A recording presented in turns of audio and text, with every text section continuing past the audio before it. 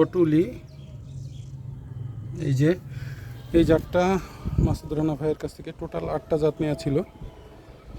এই যে এখানে একটা, এটি কিন্তু ফুল আসছিল, তো আমি কিন্তু ফুল, এই যে গতকালকে এখানে 2টা ফুল ছিল, আমি কেটে ফেলেছি। আসলে পরে মাসুদ রানা ভাইয়ের কাছে জিজ্ঞেস করলাম, বলে যে এই সিজনেও ফুল নিতে পারবেন, 2-1টা থোকা বা 2-3টা থোকা নিয়ে টেস্ট করে দেখতে পারবেন, আর যখন সিজন হবে তখন আবার বার্ড বের হবে।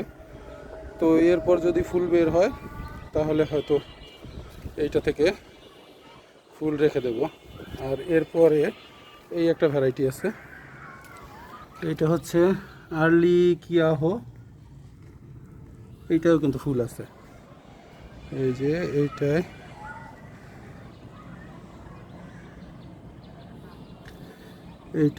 ফুল কালকে,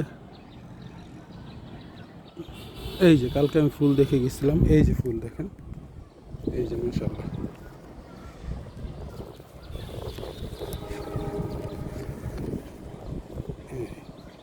এই যে ফুল, তো আশা করা যাচ্ছে যে প্রতিটাই এরকম ফুল আসে কিনা জানি না। আর অন্য যে ভ্যারাইটিগুলো, এই যে টোটাল 8টার এই একটা ভ্যারাইটি, এটা সামার ব্ল্যাক। গাছের গ্রোথ কিন্তু মাশাআল্লাহ চমৎকার। সামার ব্ল্যাক এইখানে একটা আছে। এই যে এই গাছটার গ্রোথ খুবই ভালো হয়েছে। এই যে এটা হচ্ছে ব্লুবেরি, এই যে দেখেন ব্লুবেরি। তো এরপরে যদি কোনো গাছে ফুল আসে, আমি হয়তো মাসুদ রানা ভাইয়ের কথা মতো যে টেস্ট করার জন্য 2-3টা রেখে দেব। এইটার গ্রোথও সুন্দর। এইটা হচ্ছে পার্পল ম্যাজেস্ট্রি, এই যে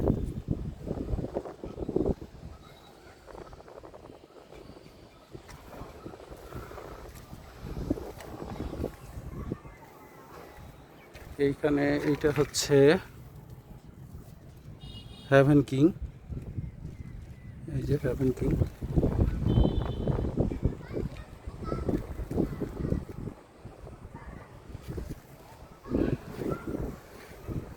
আর এই গাছটার কত মাশাআল্লাহ চমৎকার। এই যে এইটা হচ্ছে ব্রাইট স্টার।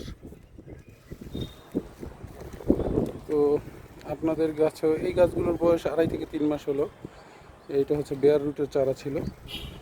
তো আপনাদের গাছেও ফুল আসলে আপনারা অন্তত মিষ্টতা কেমন, ফলের আকৃতি কেমন, এগুলো দেখার জন্য 2-1টা ফুল রেখে দিবেন, 2-1টা থোকা যাতে হয়। এরপর শীতে যখন ফুল আসবে তখন অন্য বার্ডগুলো থেকে ফুল আসবে ইনশাল্লাহ। তো ধন্যবাদ সবাইকে, আসসালামু আলাইকুম।